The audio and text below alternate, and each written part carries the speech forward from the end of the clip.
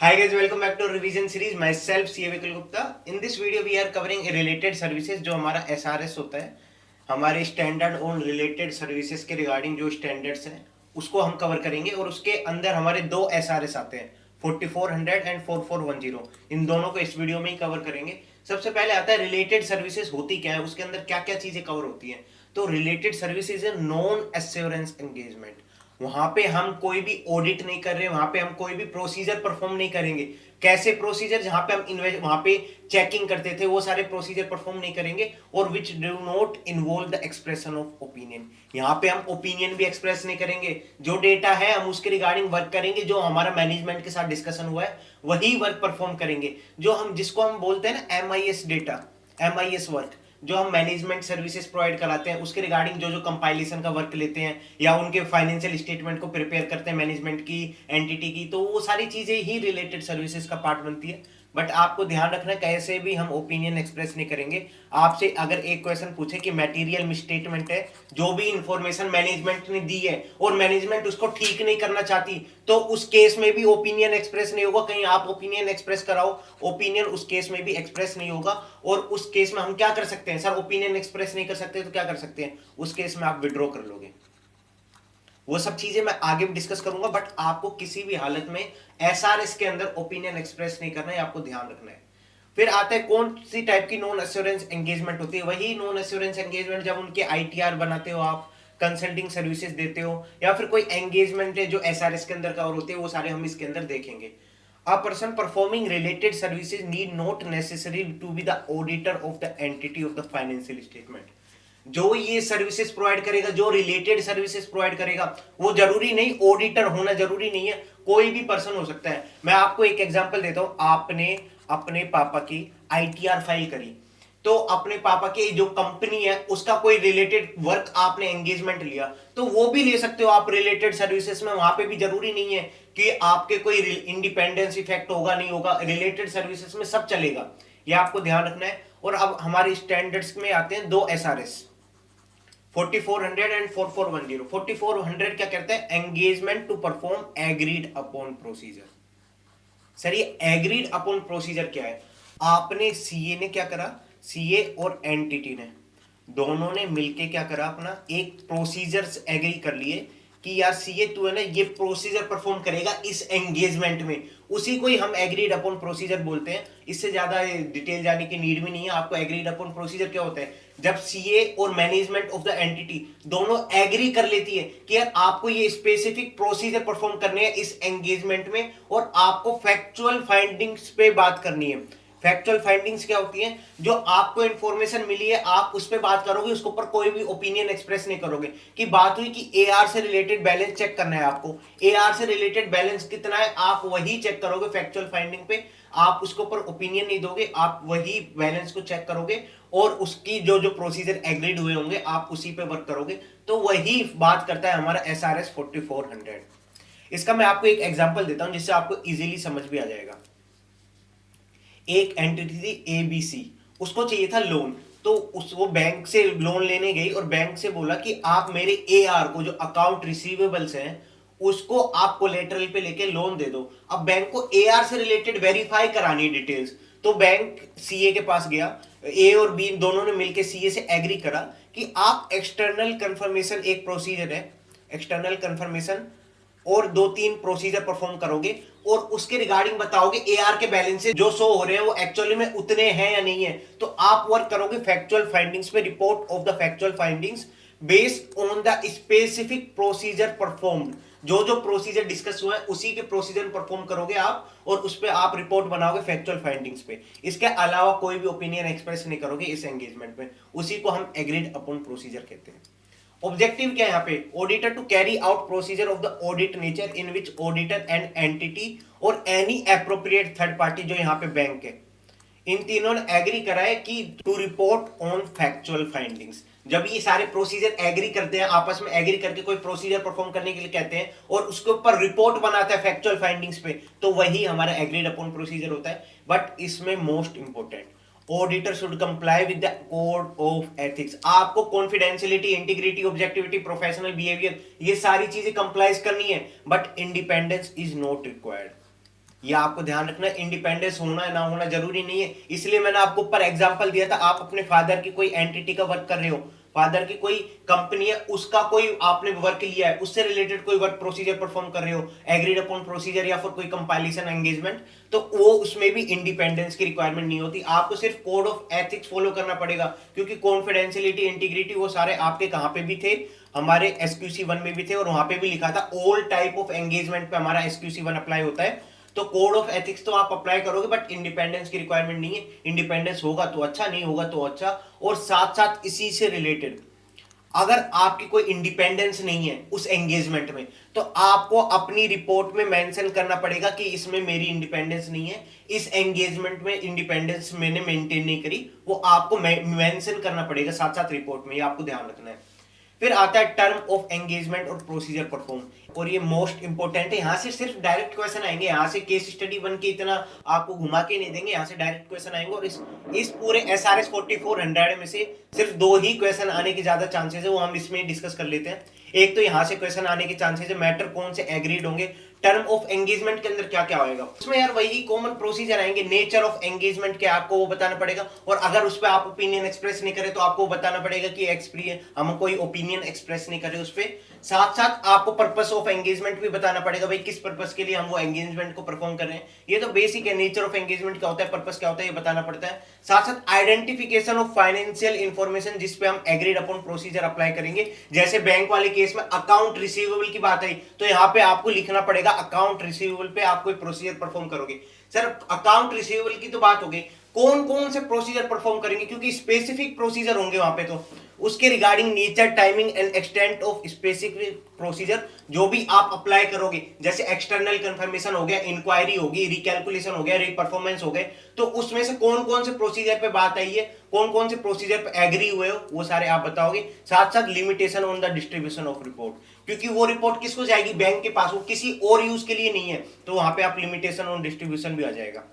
तो कौन कौन से मैटर्स आपके टर्म ऑफ एंगेजमेंट में आएंगे, किस किस मैटर पे एग्री करोगे। एक तो नेचर ऑफ एंगेजमेंट क्या है आप वो बताओगे, पर्पस ऑफ एंगेजमेंट क्या है आप वो बताओगे, जो और आइडेंटिफिकेशन ऑफ फाइनेंशियल इंफॉर्मेशन जिसपे एग्रीड अपॉन प्रोसीजर अप्लाई होंगे वो बताओगे। साथ साथ कौन कौन से प्रोसीजर आप अप्लाई करोगे उसके रिगार्डिंग नेचर, टाइमिंग, एक्सटेंट बताओगे। फिर limitation and distribution of report बताओगे। तो ये सारे प्रोसीजर हमारे matter to be agreed upon में आएंगे और टर्म ऑफ एंगेजमेंट के अंदर आएंगे।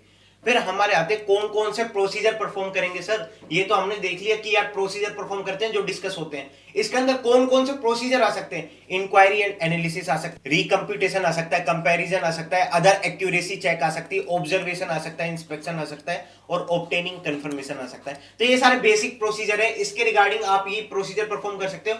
बट इनमें से जो एग्री होगा उस एंगेजमेंट में वही प्रोसीजर आप परफॉर्म करोगे। तो उसके रिगार्डिंग ये हमारा एग्रीड अपॉन प्रोसीजर था, और इसमें रिपोर्टिंग आता है।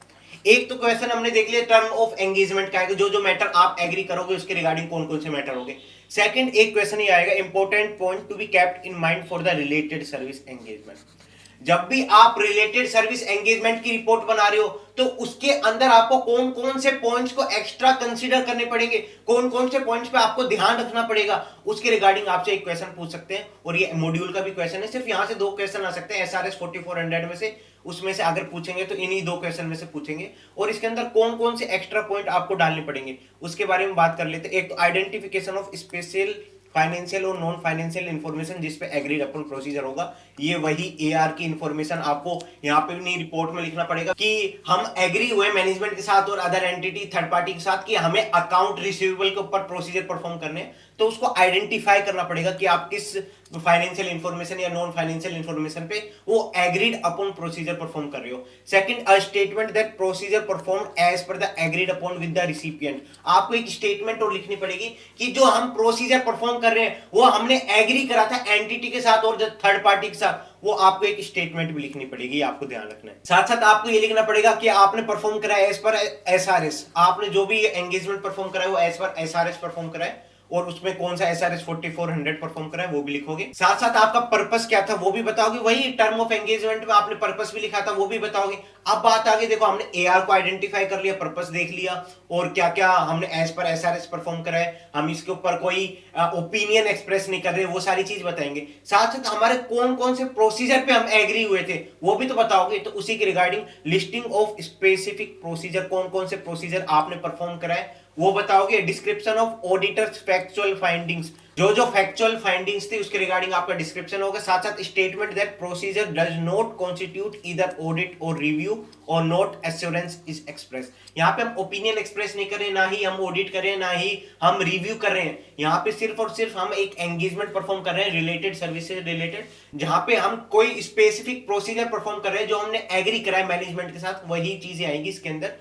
एंड फिर है statement of the report is restricted to the those party who have agreed upon procedure. हमने जो टर्म ऑफ एंगेजमेंट में देखा था वही सारे पॉइंट्स यहाँ पे आ गए। जैसे हम लोगों ने वहां देखा था पर्पस ऑफ एंगेजमेंट क्या है, वही पॉइंट के रिगार्डिंग आपको रिपोर्टिंग करनी है। सेकंड पॉइंट हमने देखा था आइडेंटिफिकेशन ऑफ फाइनेंशियल इंफॉर्मेशन और नॉन फाइनेंशियल इंफॉर्मेशन जिसपे एग्रीड अपॉन प्रोसीजर अप्लाई होंगे, वही पॉइंट यहाँ पे आ गया। थर्ड रिपोर्ट रेस्ट्रिक्शन से रिलेटेड हमने पॉइंट देखा था, वही पॉइंट के रिगार्डिंग आपको रिपोर्टिंग करनी पड़ेगी। साथ साथ लिस्टिंग ऑफ स्पेसिफिक प्रोसीजर, वहां पे हमने देखा था nature timing extent of the specific procedure to be performed, उसी के रिगार्डिंग टर्म ऑफ एंगेजमेंट में आता था। यहाँ पे आपको लिस्ट करना है कौन कौन से स्पेसिफिक प्रोसीजर है, वही आपको बताना है। और हमने टर्म ऑफ एंगेजमेंट में देखा था हमें वो भी लिखना पड़ेगा अगर हम ओपिनियन एक्सप्रेस नहीं करें कि नो एश्योरेंस इज एक्सप्रेस, उसके रिगार्डिंग आपको यहाँ पे एक स्टेटमेंट लिखनी पड़ेगी कि procedure does not constitute audit review और ओपिनियन, ये आपको लिखना पड़ेगा। तो वही सारे पॉइंट्स हैं और बस ये पॉइंट्स को आपको याद रखना है। कौन कौन से एक्स्ट्रा पॉइंट्स आपको माइंड में रखने पड़ेंगे जब भी आप SRS 4400 की रिपोर्ट बना रहे होगे। तो यही हमारा पूरा SRS 4400 था। Now we are moving to SRS 4410 which is compilation engagement. ये भी रिलेटेड सर्विसेज का पार्ट है। यहां पे हम करते हैं कंपाइल। यहां पे तो ऊपर जो हमने प्रोसीजर परफॉर्म करे थे ना, इंक्वायरी कंफर्मेशन, ये वो भी परफॉर्म नहीं करेंगे यहां पे तो सिर्फ और सिर्फ मैनेजमेंट आपको क्या करेगी, डेटा देगी, आपको वो सिर्फ कंपाइल करना है। बट ये आपको कंफ्यूज कर सकता है एग्जाम में कैसे। मैंने आपको एक केस स्टडी दे दी, उसके अंदर ऐसा लिखा है कि ऑडिटर एंगेज हुआ है एक एंगेजमेंट में related to the special purpose financial statement, और वहां पे वो क्या कर रहा है, कंपाइल कर रहा है स्पेशल पर्पस फाइनेंशियल स्टेटमेंट। तो स्टूडेंट्स के देखेंगे यार स्पेशल पर्पस फाइनेंशियल स्टेटमेंट ऐसे 800 आ गया, बट ऐसा नहीं है। स्पेशल पर्पस फाइनेंशियल स्टेटमेंट का क्या कर रहा है, कंपाइलेशन कर रहा है। कंपाइलेशन मींस क्या हुआ, मैनेजमेंट ने आपको डेटा दे दिया, आप उसको कंपाइल करके स्पेशल पर्पस फाइनेंशियल स्टेटमेंट बना रहे हो, देन उसके ऊपर ऑडिट कोई और पर्सन करेगा। तो यहां पे क्या हुआ, आप कंपाइल कर रहे हो, यहां पे SRS 4400 आ गया। ये कैसे भी पूछ सकते हैं आपसे, ऐसे पूछ सकते हैं कि आप प्रोस्पेक्टिव फाइनेंशियल इंफॉर्मेशन को कंपाइल कर रहे हो, तो वहां पे भी SRS 4410 आएगा। आपसे कैसे भी पूछ सकते हैं। तो आपको यहां पे ध्यान रखना है, जब भी कंपाइल वर्ड आ गया, कंपाइल से रिलेटेड कोई एंगेजमेंट होगा तो SRS 4410 आपको कंसीडर करना है। कंपाइलेशन में आप कुछ भी प्रोसीजर परफॉर्म नहीं करोगे, आप सिर्फ और सिर्फ मैनेजमेंट जो डेटा देगी आप उसको कंपाइल करोगे, उसके रिगार्डिंग आप प्रोसीजर परफॉर्म करोगे। What is the compilation engagement? It is an engagement which practitioner apply अपनी अकाउंटिंग की, फाइनेंस की expertise to assist management for the preparation and presentation of financial information. मतलब आप अपनी अकाउंटिंग और जो आपकी FR की नॉलेज है आप वो लगा के मैनेजमेंट को असिस्ट कर रहे हो, किसमें, preparation and presentation of financial information of the entity as per AFRF and उसके रिगार्डिंग रिपोर्ट इशू कर रहे हो, तो वो हमारा कंपाइलेशन एंगेजमेंट है। यहां पे हम मैनेजमेंट को असिस्ट कर रहे हैं, ना ही कोई ऑडिट कर रहे हैं, ना ही कोई रिव्यू कर रहे हैं, आपको ध्यान रखना है। Compilation engagement is a non assurance engagement, ये हम कितनी बार बोल चुके हैं। It does not require practitioner to verify accuracy और कंप्लीटनेस। एंड इसके रिगार्डिंग काफी डिटेल हम अगले जो भी प्रोसीजर परफॉर्म करेंगे कंपाइलेशन एंगेजमेंट में वहां डिस्कस करेंगे। फिर ऑब्जेक्टिव क्या होता है? ऑब्जेक्टिव वही होता है कि आप अपनी अकाउंटिंग और फाइनेंशियल नॉलेज को लगाओगे और असिस्ट करोगे मैनेजमेंट को, वो आपका ऑब्जेक्टिव है। और second, accordance with the AFRF, second आप रिपोर्ट बनाओगे।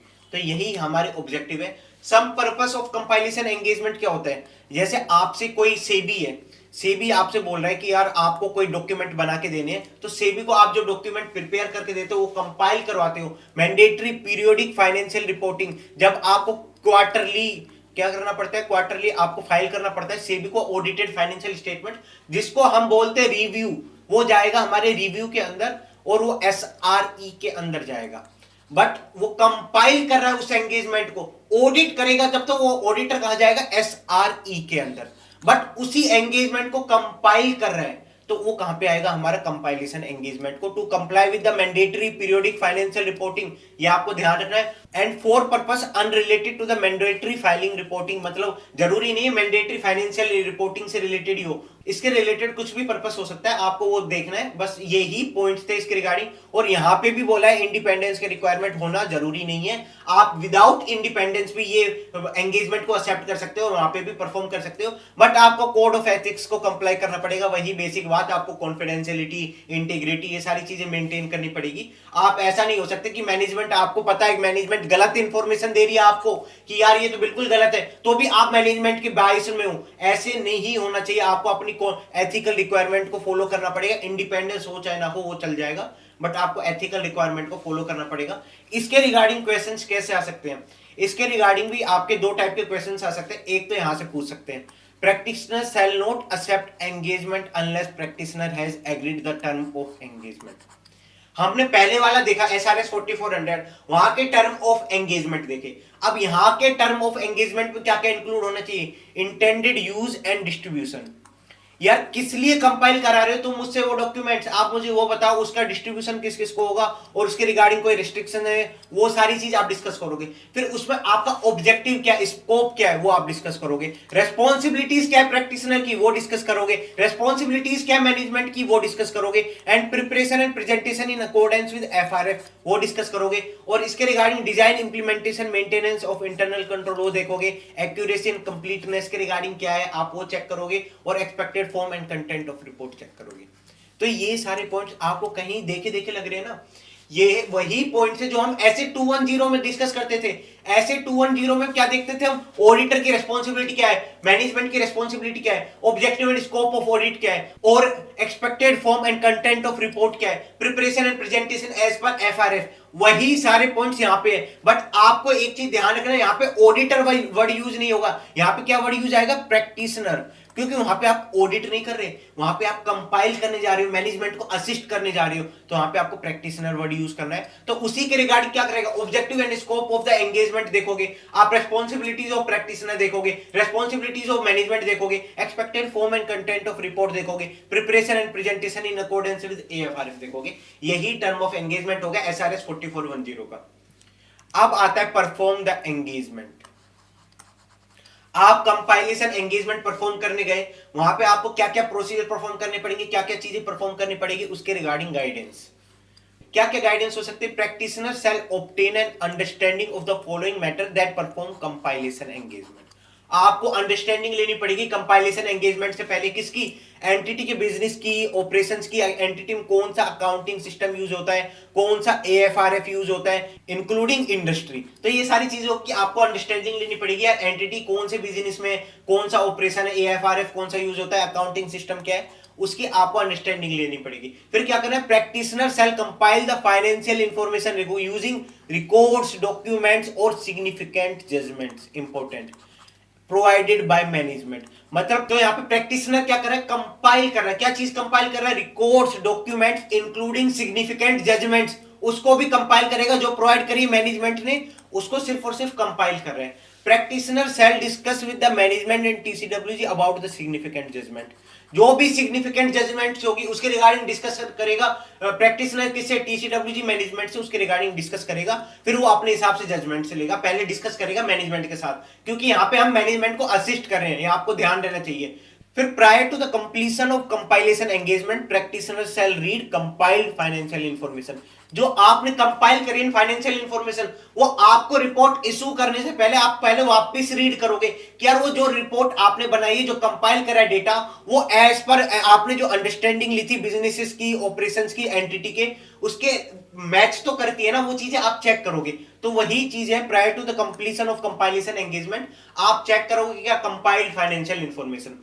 फिर if practitioner become aware of the record, document and explanation, significant judgments, जो भी मैनेजमेंट ने प्रोवाइड करे थे वो इनकम्प्लीट है एंड एक्यूरेट है। जो मैंने ऊपर डिस्कस करा था, आपको पता लग गया कि मैनेजमेंट ने आपको गलत इंफॉर्मेशन दी है, तो वहां पे आपको प्रोसीजर परफॉर्म करने पड़ेंगे, वहां पे आप विड्रॉ कर सकते हो एंगेजमेंट से, वो चीजें हम यहां देखेंगे। तो क्या है, प्रैक्टिशनर अवेयर हो गया किससे, कोई ऐसा रिकॉर्ड है, कोई ऐसा डॉक्यूमेंट है, कोई ऐसी सिग्निफिकेंट जजमेंट है जो इनकम्प्लीट है, जो इनएक्यूरेट है, मैनेजमेंट ने प्रोवाइड करी है, तो प्रैक्टिशनर क्या करेगा, मैनेजमेंट से डिस्कस करेगा, मैनेजमेंट के अटेंशन में लेके आएगा कि यार ये ऐसी इंफॉर्मेशन है, आप इसको कंप्लीट इंफॉर्मेशन प्रोवाइड करो, या जो आपने इंफॉर्मेशन दी है उसको रेक्टिफाई करो क्योंकि वो इनएक्यूरेट है, तो उसके रिगार्डिंग आप मैनेजमेंट से डिस्कस करोगे, मैनेजमेंट के अटेंशन में लेके आओगे। बट अगर मैनेजमेंट मानी ही नहीं तो उस केस में, if management has failed to provide requested information, जो मैनेजमेंट के अटेंशन में लेके आया था प्रैक्टिशनर, अगर मैनेजमेंट ने वो इंफॉर्मेशन प्रोवाइड नहीं करी या उसको करेक्ट नहीं करा, तो प्रैक्टिशनर क्या हुआ, कंप्लीट नहीं कर पाया अपने एंगेजमेंट को, तो उस केस में आप विड्रॉ कर लोगे, कोई ओपिनियन एक्सप्रेस नहीं करोगे कि मैनेजमेंट ने इंफॉर्मेशन प्रोवाइड नहीं करी तो हम ओपिनियन दे देते हैं, वहां पे ओपिनियन नहीं आएगा, आप डायरेक्ट विड्रॉ कर लोगे एंगेजमेंट को और मैनेजमेंट से डिस्कस करोगे रीजंस फॉर विड्रॉइंग। तो यहां पे हमारा प्रोसीजर क्या होगा, सबसे पहले तो आप क्या करोगे, अंडरस्टैंडिंग लोगे एंटिटी के बिजनेसेस की, उसके ऑपरेशंस की, उसकी अंडरस्टैंडिंग लोगे, साथ साथ एएफआरएफ कौन सा यूज होता है इंडस्ट्री के रिगार्डिंग भी, तो वो सारी चीज की अंडरस्टैंडिंग लोगे। फिर प्रैक्टिशनर क्या करेगा, कंपाइल करेगा, किस चीज को कंपाइल करेगा, जो भी रिकॉर्ड्स है, डॉक्यूमेंट्स है, सिग्निफिकेंट जजमेंट्स है, जो प्रोवाइड करिए मैनेजमेंट ने, उसको कंपाइल करो। फिर जो जो सिग्निफिकेंट जजमेंट्स है उसके रिगार्डिंग आप डिस्कस करो मैनेजमेंट और टीसीडब्ल्यूजी से। यह हमारे पॉइंट्स थे normal. But prior to the completion of engagement आप खुद चेक करोगे जो आपके कंपाइल फाइनेंशियल इंफॉर्मेशन है वो एज पर यार बिजनेसेस के जो ऑपरेशंस है, जो भी आपने अंडरस्टैंडिंग ली थी ऑपरेशंस की, एंटिटीज की, तो उसके रिगार्डिंग वो मैच भी करते नहीं करते, वो आप एक बार चेक करोगे। फिर अगर आपको कोई ऐसी इंफॉर्मेशन मिली जो आपको लगता है यार जो भी रिकॉर्ड्स, डॉक्यूमेंट्स या कोई सिग्निफिकेंट जजमेंट जो भी मैनेजमेंट ने दी थी वो इनएक्यूरेट या वो कोई कंप्लीट इंफॉर्मेशन नहीं है, तो मैनेजमेंट के अटेंशन में लेके आओगे, मैनेजमेंट से बोलोगे या तो पूरी इंफॉर्मेशन प्रोवाइड करो और इसको करेक्ट करो। अगर मैनेजमेंट ऐसा नहीं करती तो उस केस में आप कर लोगे विड्रॉल। ये तो हमारा एक प्रोसीजर था।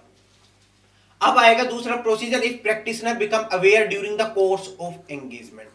आपको कोर्स ऑफ एंगेजमेंट आपको क्या पता लगा कि जो कंपाइल्ड फाइनेंशियल इंफॉर्मेशन है does not adequately refer to AFRF. हमने अंडरस्टैंडिंग ली एएफआरएफ की एंटिटी में कौन सा एएफआरएफ कंप्लाई होता है, तो उसके रिगार्डिंग जो आपको डेटा मिला है आप उसको कंपाइल कर रहे हो, आपको पता लगा यार वो तो एज पर एएफआरएफ ही नहीं है, आपको वो चीज पता लगी। सेकंड, आपको पता लगा यार इसके अंदर कुछ अमेंडमेंट की रिक्वायरमेंट है, जो भी डॉक्यूमेंट मैनेजमेंट ने दिया है, जो भी फाइनेंशियल इंफॉर्मेशन है, कंपाइल फाइनेंशियल इंफॉर्मेशन है, उसमें अमेंडमेंट्स की रिक्वायर्ड है, या फिर कंपाइल्ड फाइनेंशियल इंफॉर्मेशन जो भी आप कंपाइल कर रहे हो इंफॉर्मेशन को वो मिसलीडिंग है। तो आपको तीन चीजें पता लगी ड्यूरिंग एंगेजमेंट। कौन कौन सी तीन चीजें, कि यार जो भी आप कंपाइल कर रहे हो फाइनेंशियल इंफॉर्मेशन वो एज पर एफआरएफ नहीं है। सेकंड, आपको पता लगा कि यार इसके अंदर कोई अमेंडमेंट्स की रिक्वायरमेंट है, जो भी कंपाइल्ड फाइनेंशियल इंफॉर्मेशन है उसके अंदर अमेंडमेंट्स की रिक्वायरमेंट है। थर्ड, आपको पता लगा जो भी कंपाइल्ड फाइनेंशियल इंफॉर्मेशन है वो मिसलीड करेगी, जो भी उसके यूजर्स होंगे उसको मिसलीड करेगी। तो ये तीनों चीज आपको पता लगी, तो आपको practitioner shall propose the appropriate amendment. Practitioner क्या करेगा, मैनेजमेंट को बताएगा यार ये चीजें चेंज करो इसके अंदर क्योंकि ये मिसलीड करी है, आप ये चीजें चेंज करो क्योंकि एज पर एफआरएफ नहीं है, आप ये चीजें चेंज करो क्योंकि इसमें अमेंडमेंट की रिक्वायरमेंट है। वो प्रपोज करेगा अमेंडमेंट टू द मैनेजमेंट, और मैनेजमेंट ने एक्सेप्ट कर लिया तो क्या होगा, तो ठीक हो जाएगी सारी इंफॉर्मेशन। बट अगर मैनेजमेंट ने कर दिया डिक्लाइन, तो उस केस में क्या करेंगे, प्रैक्टिशनर के पास ऑप्शन ही क्या है, विड्रॉ कर लो भाई, और क्या है, विड्रॉ कर लो और इफ मैनेजमेंट एंड टीसीडब्ल्यूजी को रीजंस बता दो। इफ विड्रॉल पॉसिबल नहीं है तो उस केस में प्रोफेशनल एंड लीगल रेस्पॉन्सिबिलिटीज को डिटरमाइन करेगा प्रैक्टिशनर, फिर उसके बेसिस पर डिसीजन लेगा। If practitioner shall obtain an acknowledgement from management, most important, आप यहां पे कंपाइल करने आए हो, जो फाइनल रिपोर्ट जो प्रैक्टिशनर इशू करेगा उस पे किसकी रेस्पॉन्सिबिलिटी होगी, मैनेजमेंट की। यहां पे मैनेजमेंट ही सारा डेटा प्रोवाइड कर रहा है, सारे रिकॉर्ड्स प्रोवाइड कर रहा है, सिग्निफिकेंट जजमेंट्स प्रोवाइड कर रहा है, यहां पे प्रैक्टिशनर क्या कर रहा है, कंपाइल कर रहा है। तो वहां पे एक लास्ट में एक एक्नॉलेजमेंट ले लेगा मैनेजमेंट टीसीडब्ल्यूजी से कि they have taken the responsibility for the final version of compiled financial information. जो भी कंपाइल्ड फाइनेंशियल इंफॉर्मेशन होगी उसकी रेस्पॉन्सिबिलिटी किसकी होगी, मैनेजमेंट की, जो भी फाइनल वर्जन होगा। यहां पे प्रैक्टिशनर की कोई भी रेस्पॉन्सिबिलिटी नहीं होगी। प्रैक्टिशनर तो मैनेजमेंट को असिस्ट करने आया था, कंपाइल करने आया था डॉक्यूमेंट्स, तो उसी के रिगार्डिंग एक एक्नॉलेजमेंट भी ले लोगे, और एमसीक्यू के लिए काफी इंपॉर्टेंट है ये सारे पॉइंट। तो इस प्रोसीजर के अंदर हमने देखा क्या क्या, जब भी आप नॉर्मल प्रोसीजर परफॉर्म करने जाओगे, एक्सेप्ट करोगे एंगेजमेंट को, तो एंटिटी की पहले आप अंडरस्टैंडिंग लोगे, उसके अंदर इंटरनल कंट्रोल से रिलेटेड, एएफआरएफ से रिलेटेड आप अंडरस्टैंडिंग ले रहे हो, उसके ऑपरेशन से रिलेटेड।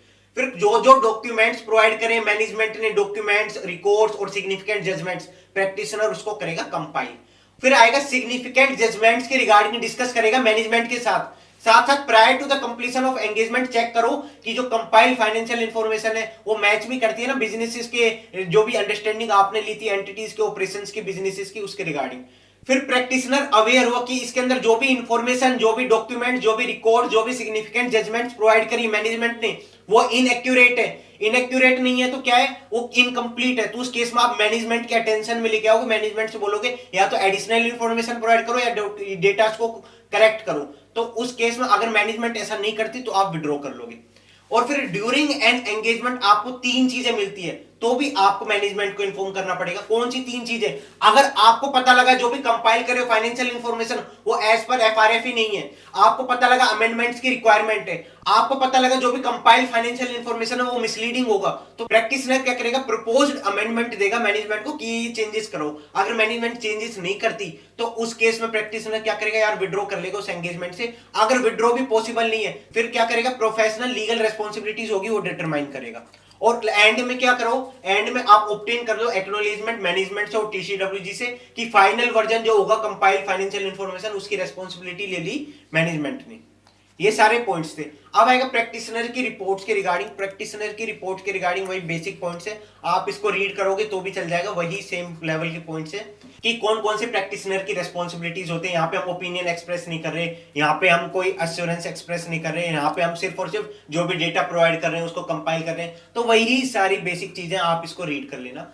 फिर आएगा हमारा other matter, engagement level quality control. Sir ये एंगेजमेंट लेवल क्वालिटी कंट्रोल जो हमने एसक्यूसी 1 में पढ़ा था ये यहाँ पे कैसे आ गया? यहाँ पे अगर आप एक बार बताओ, आपने एबीसी कंपनी का फाइनेंशियल इंफॉर्मेशन को कंपाइल करने के रिगार्डिंग एक असाइनमेंट लिया, तो उसको असाइनमेंट को साइन भी करोगे ना रिपोर्ट को, तो वो कौन करता है? Engagement partner. तो उसकी ही रेस्पॉन्सिबिलिटी हो जाती है overall quality for each compilation engagement. यार आपको ठीक है इंडिपेंडेंस की रिक्वायरमेंट नहीं करना, आपको कोई ओपिनियन एक्सप्रेस नहीं करना, बट आपको एसक्यूसी 1 के तो क्वालिटी कंट्रोल के तो आपको कंप्लाई करने पड़ेंगे ना, क्योंकि एसक्यूसी 1 तो सारे टाइप ऑफ एंगेजमेंट में लगता है। तो वहां पे क्या करना पड़ेगा, एंगेजमेंट पार्टनर की रेस्पॉन्सिबिलिटी होगी जो भी फर्म के quality control policies and procedure है वो अप्लाई हुए नहीं हुए उसके रिगार्डिंग, साथ साथ overall quality for each compilation engagement जो भी उसके पार्टनर असाइन करा है उसकी ही रेस्पॉन्सिबिलिटी होगी, वो आपको देखना है। और रिगार्डिंग डॉक्यूमेंटेशन आपको क्या क्या करना पड़ेगा उसके रिगार्डिंग आपको मेन तो यह copy of the final version of compiled financial information for which management has taken the responsibility,